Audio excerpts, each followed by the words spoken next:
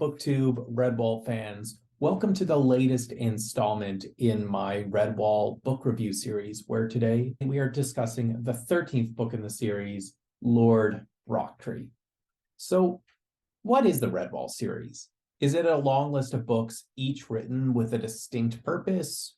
Or are they pretty much all a sort of paint by numbers thing, where after the first few books, Brian Jacques established a formula and just sort of stirred it up each time, but basically came out with the same product? This has been a conversation I've been having in a lot of these videos, and it continues to feel apt when discussing some of the specifics of Lord Brocktree. So, as I've said, Brocktree is the 13th book in the series. Most readers, especially adult readers, would likely have given up on the series by now. But at the same time, unlike something like Marl Fox or Loamhedge or whatever, Lord Brocktree is not just some random later addition to the series.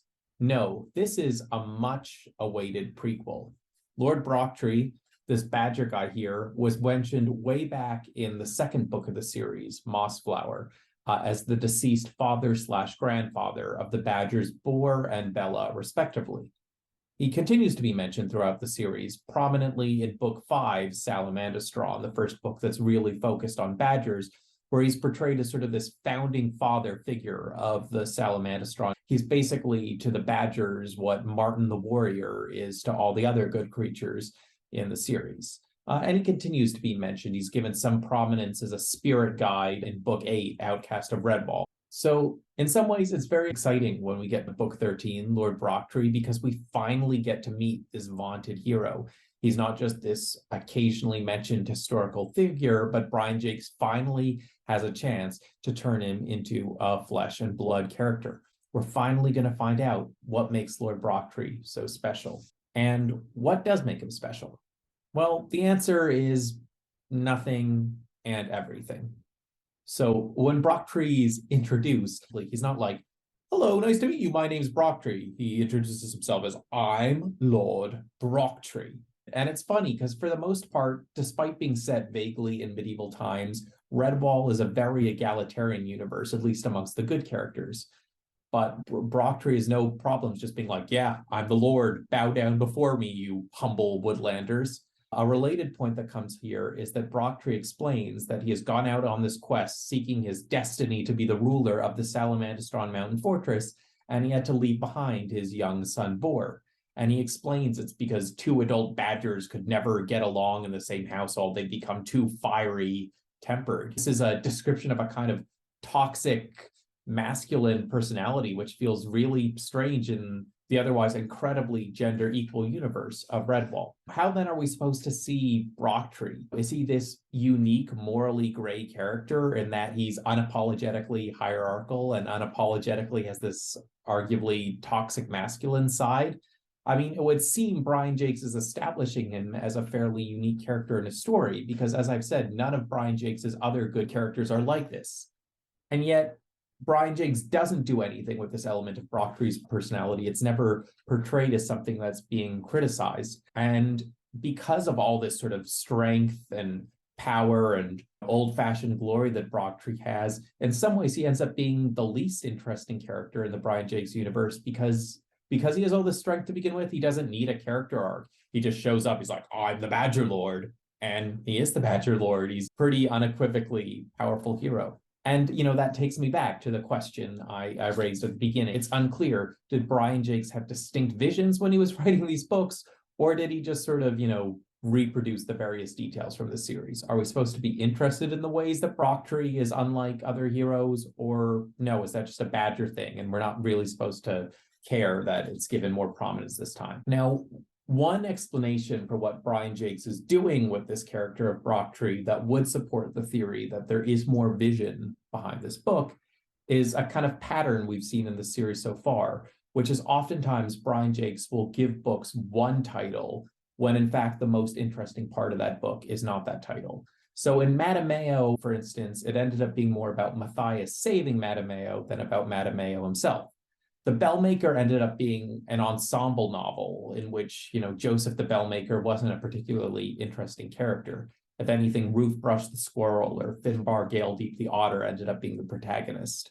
You could argue in Moral Fox, the Moral Foxes themselves were kind of overhyped, and the real focus was on the three young protagonists, Songbreeze, Danfleur, and Dippler the Shrew, etc., etc. Brian Jacques does this thing time and time again where you hype up one hero or one villain in the title of his book, but that's really just to get you hooked in, and Brian just kind of lets the story develop organically. And if a different character ends up being more interesting than the title, I don't know, there's a kind of artistic flair to that. You expect the book to go in one direction and it ends up going in another. And he definitely does that in this book, because even as readers are enticed to read it, because young boys especially are going to be like, wow, look at this badass cool Badger Brocktree. But the story ends up being about a young lady hare named Dottie Duckfontaine Dilworthy. And so, yeah, the book ends up using this hyper-masculine figure to sort of entice you into actually reading the story of this, equally badass, but still also quite feminine hare maid. And, one thing I will say about this little narrative sleight of hand is that I actually feel like Lord Brocktree ended up being the story that I wished The Long Patrol was. The potential of The Long Patrol was that it was a novel that was going to finally take hares from being these stock characters in the Redwall universe and make one a three-dimensional protagonist. But The Long Patrol ended up being kind of frustrating because, Tammo, its protagonist, was such a generic character that midway through the book, Brian almost forgot he existed and he just sort of blended into the ensemble completely. Dottie Duckfontaine Dilworthy, by contrast, is a great example of Brian Jacques taking his hare trope and turning it into a distinct three-dimensional character. So on the one hand, Dottie is a typical Redwall hare. She has the posh accent, she makes funny quips, she has a comically huge appetite, and she's misleadingly brave and powerful in battle.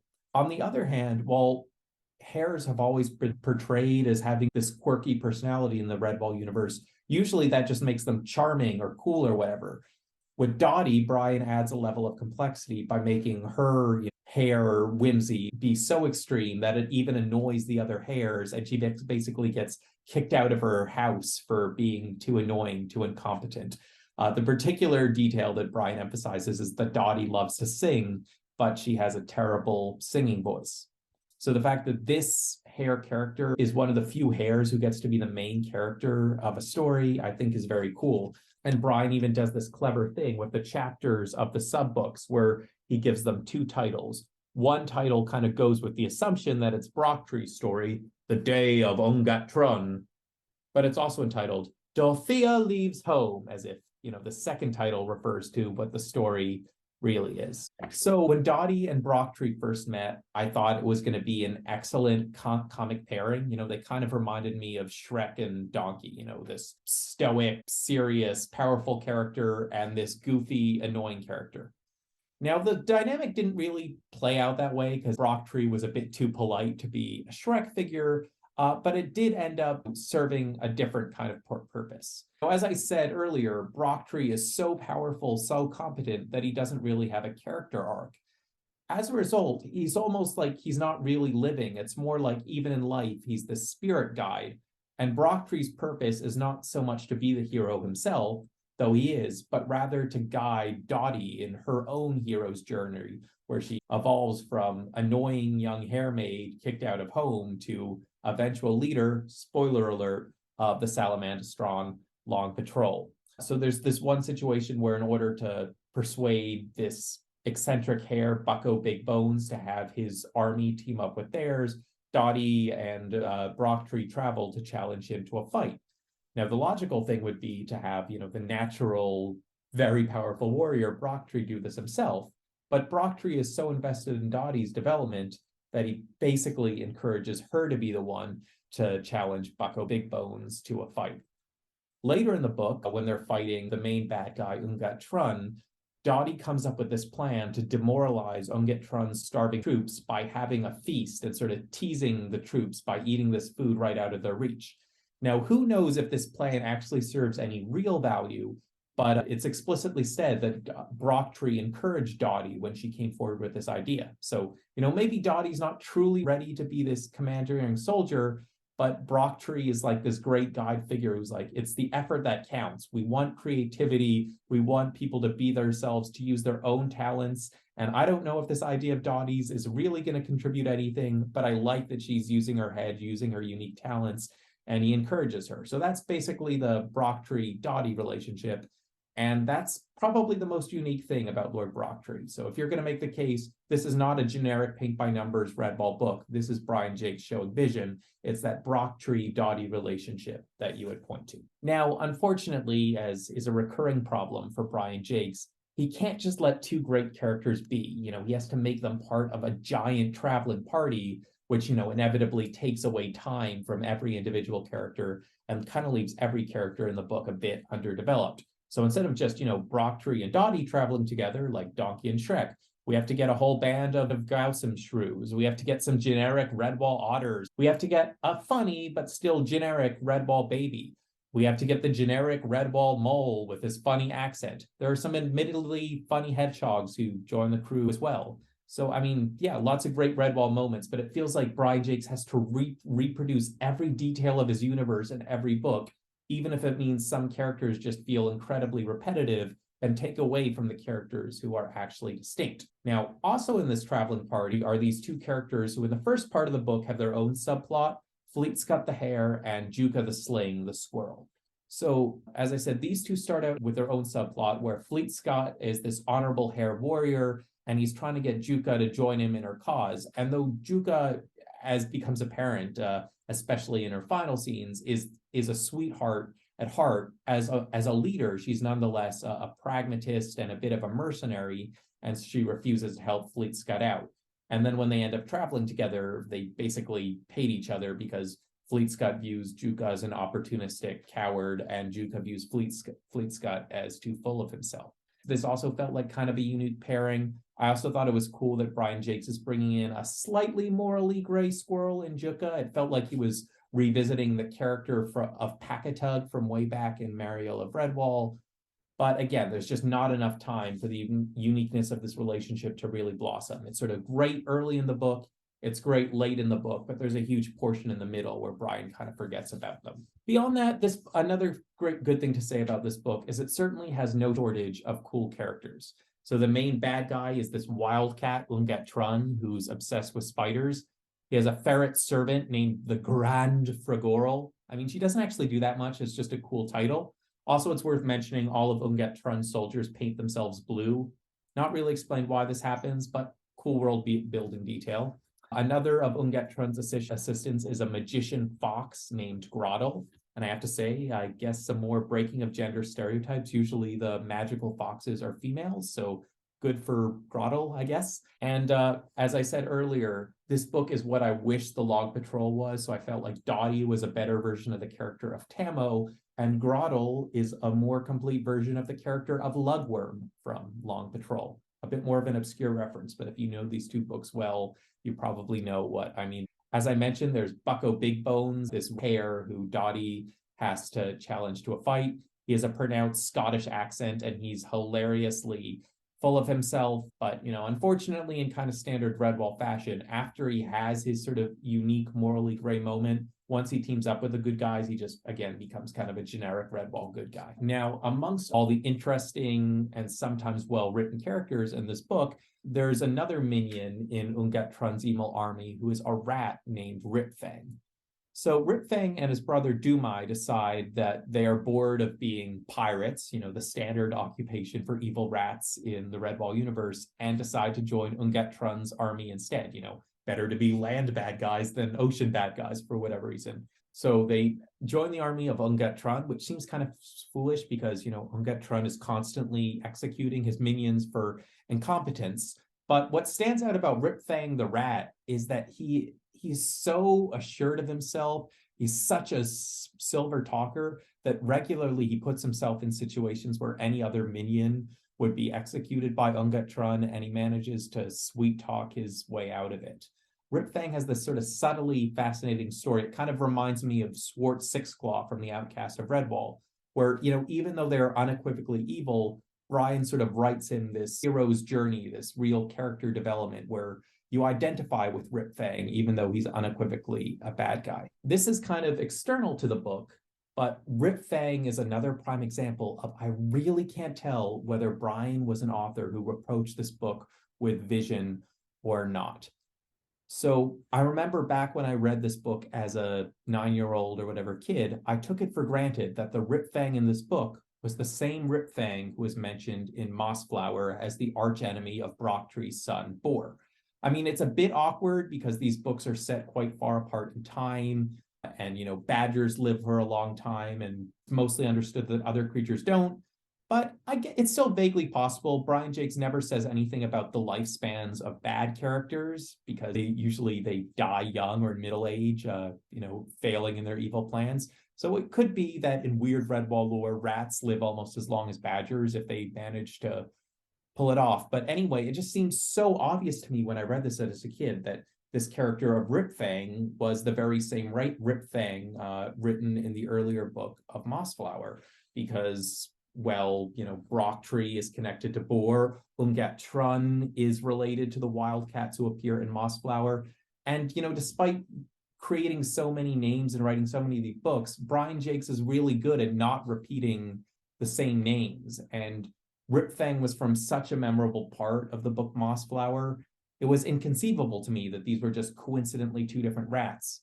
But apparently, and this is cited on the Redwall Wikipedia, when Brian Jacques was asked about this in a Q&A, so a fan asked him to confirm that Rip Fang from Mossflower and Rip Fang from Lord Brocktree were the same character.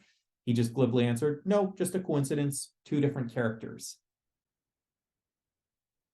I could not believe that. And I knew this before I reread the book, so I was expecting me to be like, okay, these could be two different Rip Fangs. Brian Jacques probably accidentally reused the same name. But he writes Rip Fang with so much more intentionality than any of the other minions in his series. And there's no reason he had to do that. No reason he had to bring this character in when he already had some interesting named minions in the Grand Frigorel and in Grottle. Let me read a couple passages about Rip Fang. Brian Jacques writes, the wildcat assessed Rip Fang. He was young still, but experienced and hardened to cruelty and death. Evil was stamped on his features, from the treacherous flickering eyes and scarred nose to the unsightly single fang protruding downward from the center of his lipless mouth. So he's implying there's something special about his character, this character, when usually the whole point of minions in the Brian Jacques universe is that they are the lowest of the low, total losers, totally incompetent, totally unintelligent. Rip Fang is not the main villain in this book, nor is he the star of any particular subplot. He's just sort of there the whole time, being competent in the background. There's another passage that goes, Rip Fang had done what all careful vermin officers usually do. He had stayed out of the battle, directing it from the rear and laying about the half-hearted ones who tried to hang back. He had kept Dumai with him, but his brother had bloodlust in his eyes now that he could see victory in sight. The sea rat licked his cutlass blade and danced on the spot with frustration. Let me at him. I want to kill a few. So again, implying that, Rip Fang is not like other vermin.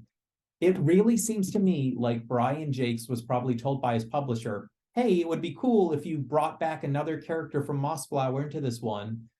But he was so disinterested in the process that he had lost all ability to remember individual characters once he'd written so many books that a few years after he'd written this character, he completely forgot. It's just bizarre, and it's incredibly frustrating. And especially seeing the way that question was answered. If this was actually an accident, I would at least like Brian Jacques to go, wow, how did I do that accidentally? That is a very cool coincidence. But he doesn't. He's just glibly, no, just a coincidence. So anyway, despite what it says on Redwall Wiki, I'm really convinced these two Rip Fangs are one and the same, and it makes this book much more interesting. But because unfortunately there's that quotation on record saying they are not the same Rip Fang, it makes you question, why get so obsessed with this book? There does not need to be 22 books in this series if they're all written so dispassionately. So a final example of how Brian can at one moment seem like he has real vision and then the next moment feels like he has none comes, pretty early in the setup of this book. Again, the importance of this one, Brocktree is a character who's been mentioned many times before. This is supposed to be, I guess, the oldest book in the Redwall universe, the one who tells the story of this ancient hero who even pre-exists Martin the Warrior. And then we see a badger and a hare get together, and we're like, so this is how the traditions very first began. The first badger lord and the first hare working with badgers, forming what will one day become the Long Patrol. Yet Brian's vision fails at the first hurdle. Rather than truly building this sort of prehistoric Redwall story, he just falls back on the same logics he always has. So when it comes time to answering the question of what was Salamandastron like before Lord Brocktree came, he's like, there was another Badger Lord. Okay, so Brocktree's not the first. But maybe this other Badger Lord was different in some way than Brocktree. Maybe he wasn't a warrior. No, he is. Well, maybe he comes from a different dynasty with completely different values. No, this Badger Lord is also a noble, heroic, powerful character. And it's Brocktree's own father, Stonepaw. So if this book was supposed to explain why Brocktree was such a big, important character, why make it so he's just another Badger Lord, like literally his own father within the timeline of the book is there? And the only reason Brocktree isn't closer to his father is, again, this thing that male adult badgers can't live together. And on top of that, who are Lord Stonepaw's soldiers? Other hares. Kind of takes the gravitas out of Dottie being the quirky first hare in the Long Patrol when there was basically a Long Patrol all along. Now, granted, there could be some vision to this. In the previous book, Legend of Luke, there's this weird detail revisited at the end where we're told Luke the Warrior's father was a different mouse named Martin, meaning Martin the Warrior's grandfather was another Martin the Warrior. So rather than truly being the founder of the Redwall universe, Martin the Warrior wasn't even the first warrior named Martin. The idea is history repeats itself, that as long as there's goodness, every generation will produce heroes. There's nothing truly sacred about any one hero. So he could be continuing that message here. He could be saying, well, yes, Brocktree is this vaunted Badger Lord, but that's just kind of historical accident, maybe a result of poor record keeping. And truly, there have been Badger Lords, including Stonepaw before Brocktree, that were just as great. But what's frustrating here is, at least in Legend of Luke, Brian kind of hints at that message, whereas here it just feels like, lazy writing. Brocktree is supposed to be special, but there's absolutely nothing that sets him apart from Stonepaw. It would be one thing if Stonepaw was defeated and then for 20 years the vermin ruled Salamandastron and Brocktree was like this revival hero, kind of like Matthias in the first Redwall book. But no, Brocktree pretty much immediately succeeds his father. So yeah, in short, there's a lot of great things about this book, the Brocktree-Dottie relationship, and a number of the colorful characters, from Bucko Big Bones to Rip Fang the Rat that come up along the way. But especially because of that Rip Fang controversy, as well as the whole Brocktree-Stonepaw relationship, one is just left wondering, did Brian write this book with passion and love, or at this point, was he just writing them by numbers? I don't know. Oh, one other fun thing. There is a hare in this book, one of Lord Stonepaw's soldiers. His name is... All right. Thank you, Redwall fans. See you next time.